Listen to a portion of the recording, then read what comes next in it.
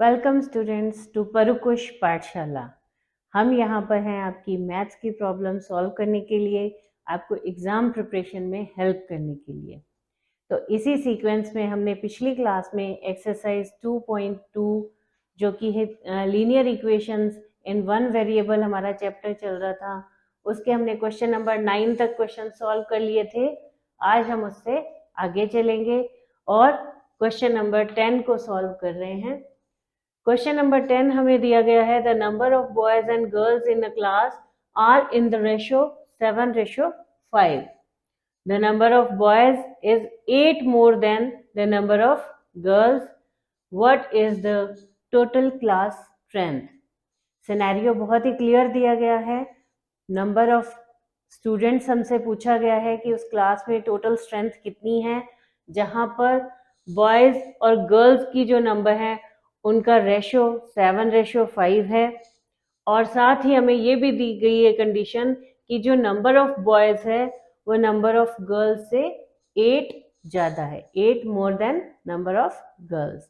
तो क्या करना है बेटा, सिनेरियो को हमने रीड किया, समझा और अब इससे हमने इक्वेशन क्रिएट करनी है। तो कैसे करेंगे? जब भी हमें रेशो वाले क्वेश्चंस दिए जाते हैं, हम पहले उनका कॉमन रेशो जो है उसको x सपोज कर लेते हैं। तो यहाँ भी हम सेम वही काम करेंगे। Let the common ratio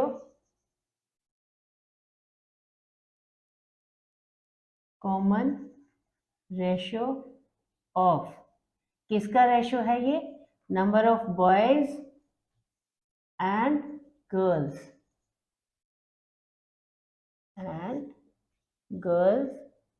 B x। अब हमने इनका कॉमन रेशो x मान लिया है।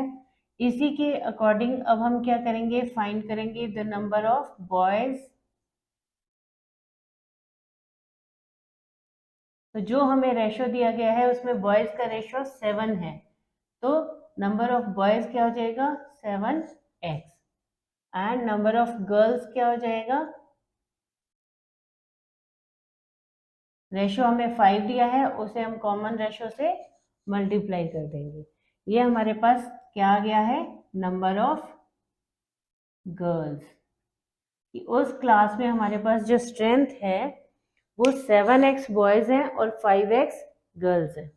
अब हम क्या करेंगे, हमारी जो प्रॉब्लम दी गई है, जो हमारा क्वेश्चन दिया गया है, उस क्वेश्चन के अकॉर्डिंग हम इक्वेशन क्रिएट करेंगे। देखिए क्वेश्चन में हमें इक्वेशन जो सिचुएशन दी गई है वो नंबर ऑफ बॉयज जो है वो गर्ल्स के नंबर से 8 ज़्यादा है, और यहाँ पर हमारे पास नंबर ऑफ बॉयज क्या है 7x, और ये 8 more than number of girls. It means कि नंबर ऑफ गर्ल्स में जब हम 8 ऐड करेंगे तो वो नंबर ऑफ बॉयज के इक्विवेलेंट हो जाएगा। तो यहाँ ये हमारी इक्वेशन बन चुकी है। अब हम इसको सॉल्व करेंगे। वेरिएबल्स जो हैं उनको एक साइड में ले लेंगे। तो यहाँ पर हमने क्या करना है, ट्रांसपोर्टेशन करना है बाय ट्रांसपोजिंग। किसको ट्रांसपोज कर रहे हैं हम, 5x को। कहाँ कर रहे हैं, टू लेफ्ट हैंड साइड। तो क्या हो जाएगा, वी ऑब्टेन, हमें क्या मिलेगा बेटा, ये 7x लेफ्ट हैंड साइड में ऑलरेडी था।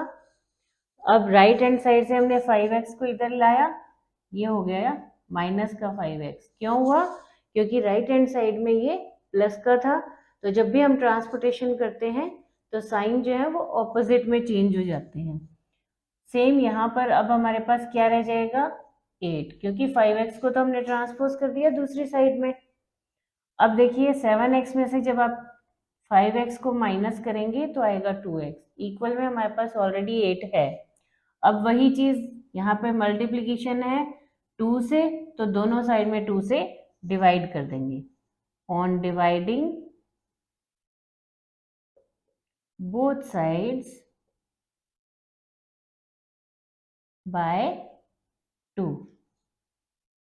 we get 2x over 2 and 8 over 2. Solve किया, यहाँ 1 आया, 2 1 ज़ा 2 एंड 2 4 ज़ा 8, then we will get x is equals to x is equals to 4।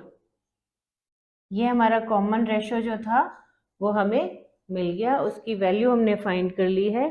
अब इसी के द्वारा हम क्या करेंगे, नंबर ऑफ गर्ल्स और नंबर ऑफ बॉयज निकाल लेंगे, रेशो हमें दिए हुए थे उसी के अकॉर्डिंग, और जब इनको आप एड अप कर देंगे, सम अप कर देंगे, तो टोटल क्लास स्ट्रेंथ आ जाएगी। बहुत ही इजी क्वेश्चन है, आपको इसमें किसी तरह की कोई प्रॉब्लम नहीं आएगी।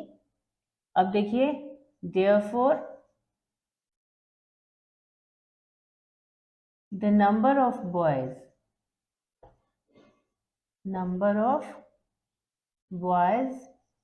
क्या थे बॉयज नंबर 7x, तो यहाँ पे हमारे पास 7x। अब 7 और x की वैल्यू हमने फाइंड कर ली है 4, तो ये 7 multiplied by 4 is equals to 28, and the number of girls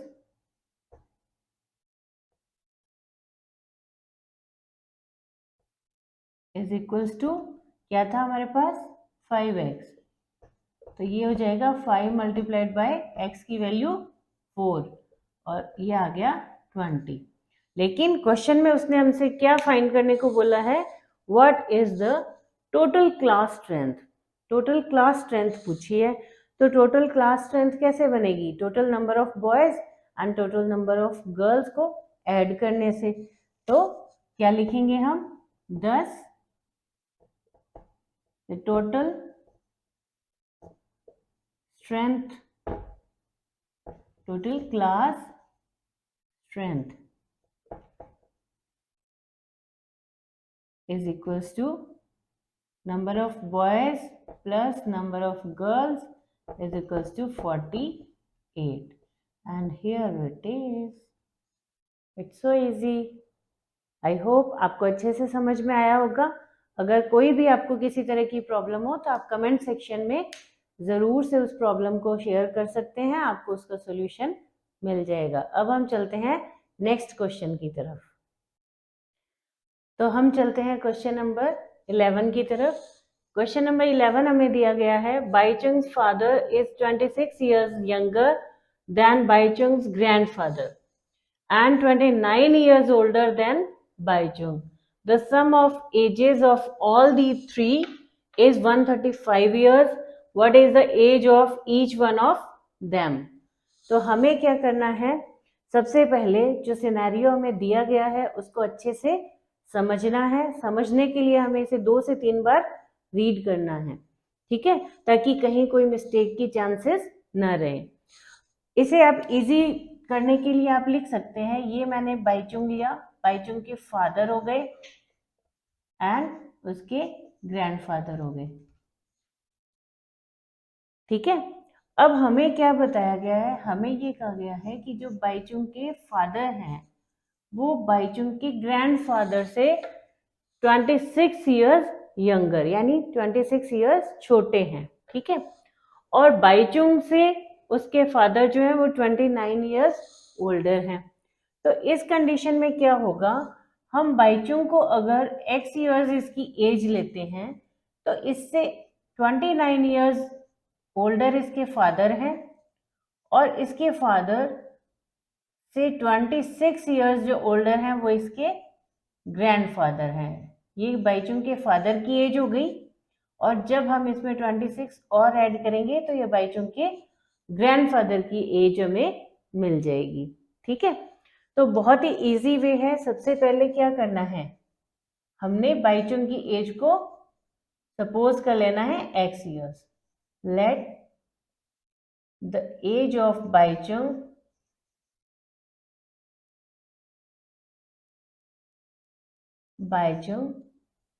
be x years। ये बाईचुंग की एज आ गई हमारे पास। अब हम लेंगे उसके फादर की एज, तो हम बाईचुंग को बार बार रिपीट करने की बजाय हिज फादर वर्ड यूज करेंगे। His father's age and his grandfather's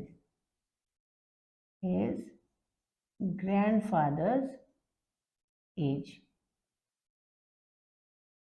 जैसा कि मैंने आपको पहले भी बताया, बाईचुंग से इसके पापा जो हैं वो 29 इयर्स बड़े हैं, तो ये इसके फादर की एज आ गई, ठीक है। और ये इसके दादाजी से 26 इयर्स छोटे हैं, तो ये तो बाईचुंग के फादर की एज है। और इसका मतलब क्या हुआ कि इसके दादाजी इसके फादर से 26 इयर्स बड़े हैं, तो ये इसके दादाजी की एज हो गई, ठीक है। अब हमारी प्रॉब्लम क्या कह रही है कि तीनों की जो एज है, the sum of ages of all the three, मतलब तीनों की एज का जो सम है वो है 135 इयर्स। तो बहुत आसान है, तीनों की एजेस को ले लो और उनको सम कर दो। ये हमने बाईचुंग की एज ली, ये बाईचुंग के फादर की एज, एंड ये उसके दादाजी की एज ले ली हमने, और ये सारी मिलाकर कितनी बनती हैं? 135 इयर्स। हो गई इक्वेशन क्रिएट। इसको अब सॉल्व कर लेंगे, ब्रैकेट्स हट जाएंगे सारे। ये हमारा x ऑलरेडी है, इसका x प्लस 29, इसको सॉल्व करेंगे। 29 प्लस 26 क्या हो जाएगा हमारे पास? दिस विल बी 55, और इक्वल में 135 ऑलरेडी हमारे पास है। अब हम क्या करेंगे? x x x वेरिएबल्स है, जोड़ दिया, इनको ऐड किया, ये हो गया हमारे पास 3x। अब कांस्टेंट वैल्यूज हैं, इनको ऐड किया, तो ये हो गया 55 plus 20 is equals to, yes, 84, and right hand side में हमारे पास क्या है? 135। अब सेम प्रोसेस करेंगे। देखिए 84 यहाँ पर प्लस में है, दोनों साइड से उसको सब्ट्रैक्ट कर देंगे, तो हमने इसे सब्ट्रैक्ट किया। Subtract 84 from both sides, we obtain, क्या मिलेगा हमें? 3x is equals to, sorry इसको हम पूरा लिखते हैं ताकि आपको कंफ्यूजन नहीं हो, ठीक है। ये दोनों साइड से हमने सब्ट्रैक्ट कर दिया, यहाँ हमारे पास 3x बच गया, और जब आप इसको सब्ट्रैक्ट करेंगे 135 में से 84 को, तो यहाँ हमारे पास बचेगा 51। एंड अब हम क्या करेंगे? दोनों साइड्स को 3 से डिवाइड करेंगे,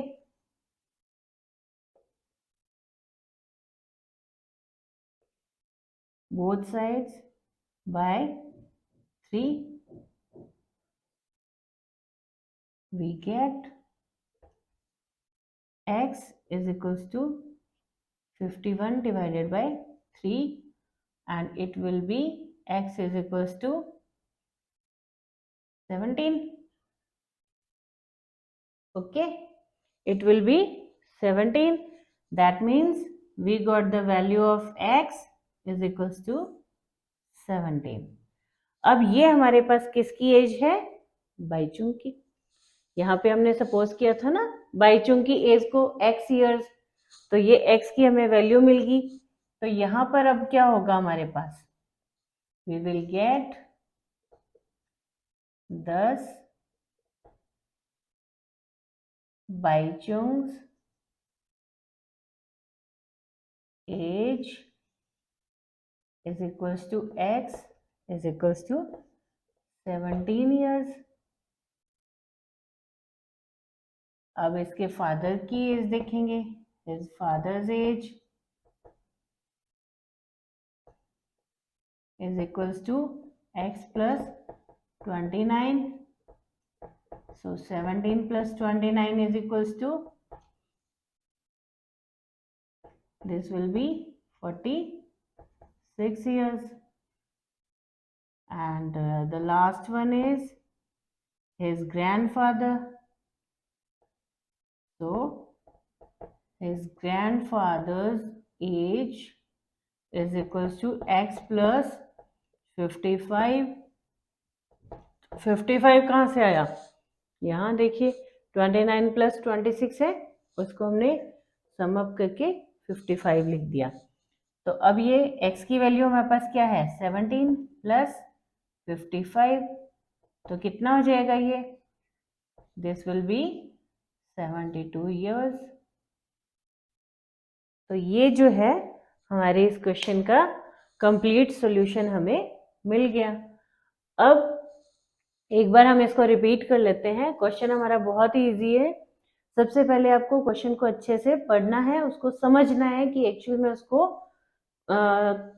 चाहिए क्या और वो हमें दे क्या रहा है। ठीक है, जैसे यहाँ पर चाहिए क्या इसको, what is the age of each one of them, यानी इस क्वेश्चन में उसने जिन तीन के बारे में बात की है उन तीनों की आपको एज फाइंड करनी है, तीनों की करनी है अलग अलग। ओके, उसके बाद हमें गिवन क्या क्या है, हमें दिया गया है बाईचुंग के फादर की एज।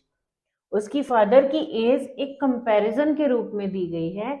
उसने कंपैरिजन हमें क्या दिया है कि उसके फादर की एज जो है बाईचुंग के ग्रैंडफादर की एज से तो 26 इयर्स कम है और बाईचुंग की एज से 29 इयर्स ज्यादा है।